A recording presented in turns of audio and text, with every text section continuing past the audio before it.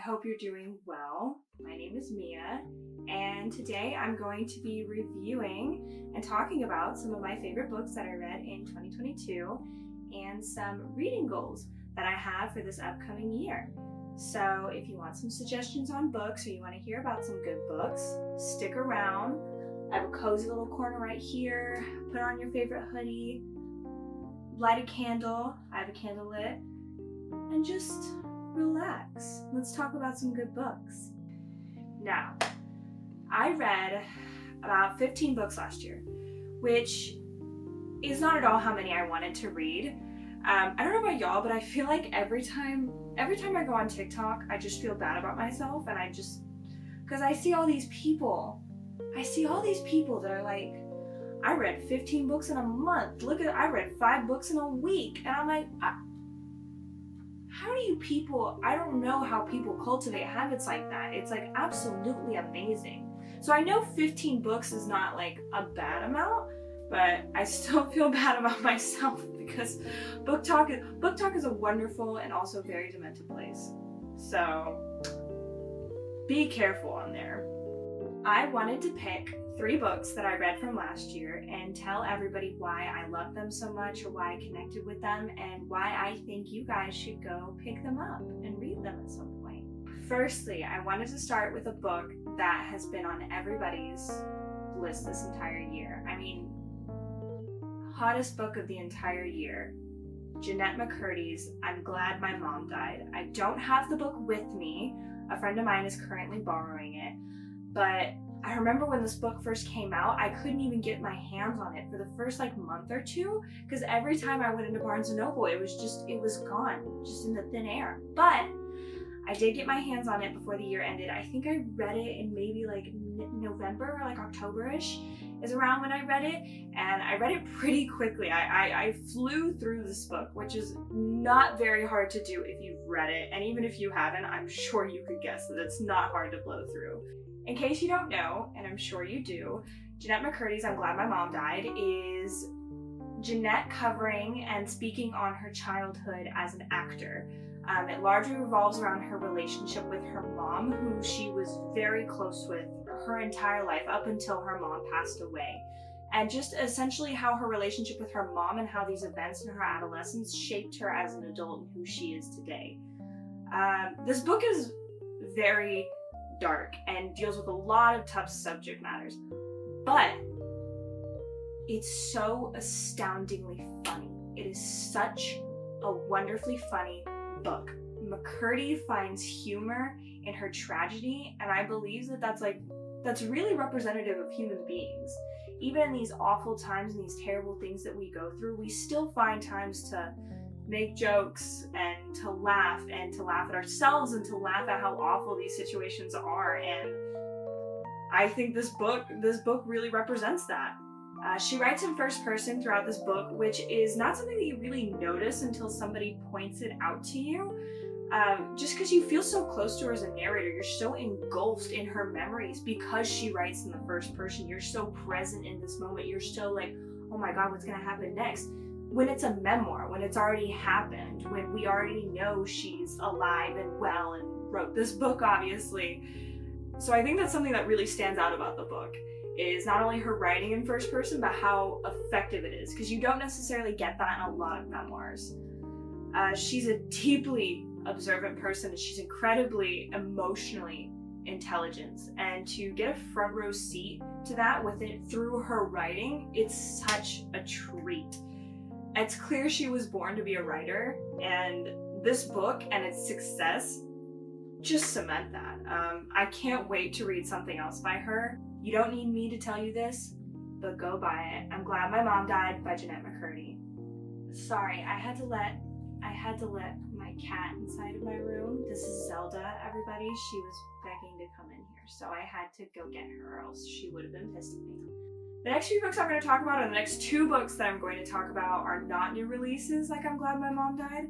I do love reading, but I feel like I've only really become a big reader in the past 2 years or so, since around COVID, so around 2020, 2021.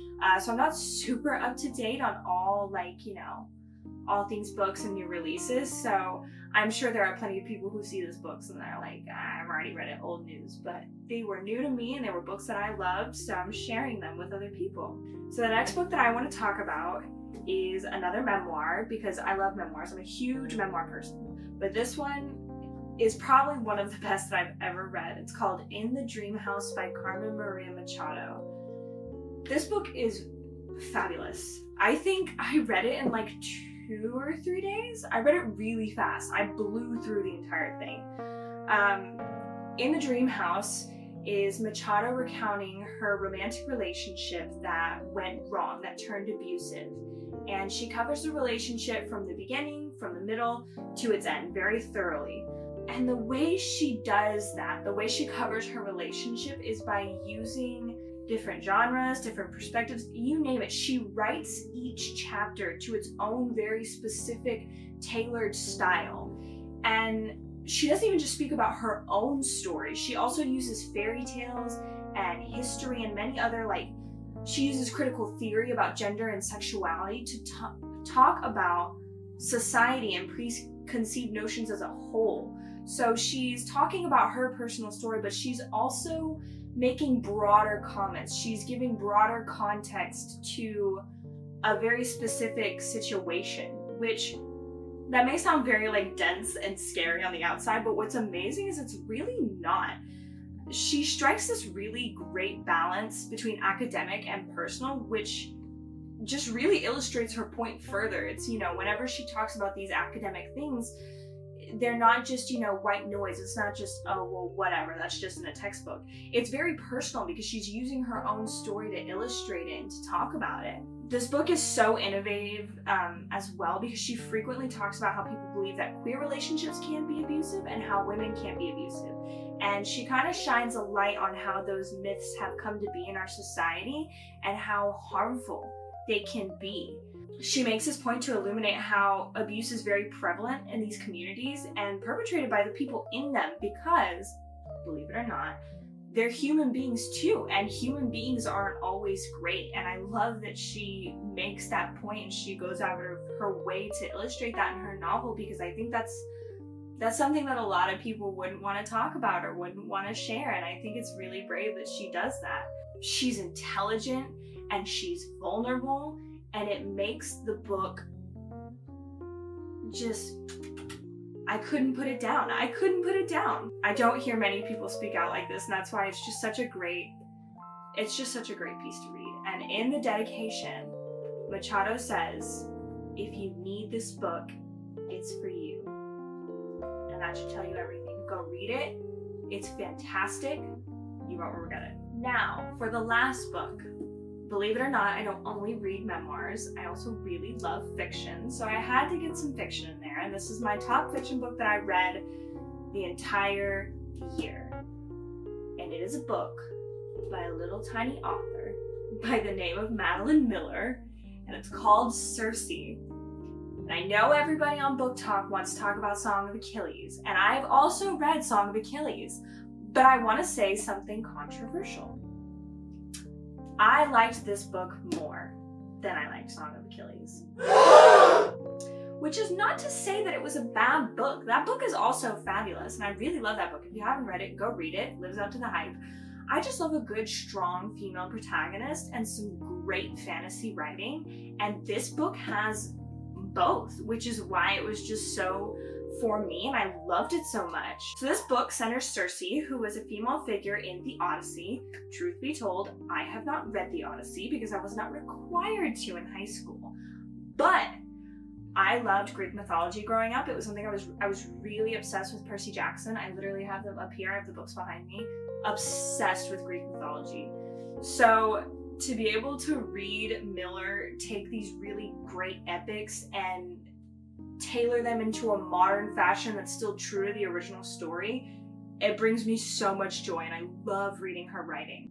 This book is adventurous, it's heartfelt, it's amazing. She's so amazing at world building and really placing you with these characters. She makes these very far off characters, she makes them very human, she makes them tangible. It's a longer book. It's a little more of a slow burn, which I'm okay with. You just have to know that going in. But her writing, I think, makes it all worth it. Just the way she is able to write. I say it over and over again because there should be a better way of describing it, but really it's just the style that she writes. She's so eloquent. It's fantastic. I like this book so much. It is totally worth your time. If you like Song of Achilles, read it. If you like fantasy, read it. If you like strong female characters, read it. Just read it. I got my dad to read it and he loved it. FYI, my dad loved this book. So 2023, the new year. I think my reading goals for this year are a little bit more grounded than they were last year. I use Storygraph to track my reading. This isn't a sponsored ad. I'm obviously not. This is like my second video, obviously not sponsored. I just really like Storygraph. You can track your reading on there and they will tell you genres that you like, how many books you read, pages you read, all that kind of jazz. So it's a really neat little app if you want to track your reading. I really like Storygraph, and if you want to add me, just Mia Bobita, go follow me. But I set my reading goal, because you can do that on the app. I set my reading goal for 24 books this year, which is just 2 books a month, which I think now that I'm not in school, I'm a little less busy. Obviously, I'm starting a YouTube channel. I think that's a doable goal. I used to be reading about that much, like about 2 books a month during 2021 whenever I was home during COVID. I was doing online schooling. So I think it is a doable goal. I didn't want to pick something outlandish to the point where I didn't complete the goal and then I just felt terrible about myself. For Christmas, I asked for the Lord of the Rings book set because I was inspired because I read the Harry Potter books, believe it or not, for the very first time in 2021. It was over COVID. My family, I don't know why, we just never had really watched Harry Potter or any of that kind of stuff. So during COVID, my parents were like, why don't we just watch the Harry Potter films? Like, what else are we doing? Why not? Yeah, so we watched all those and then I was like, I want to read the books. Why not? And I love them.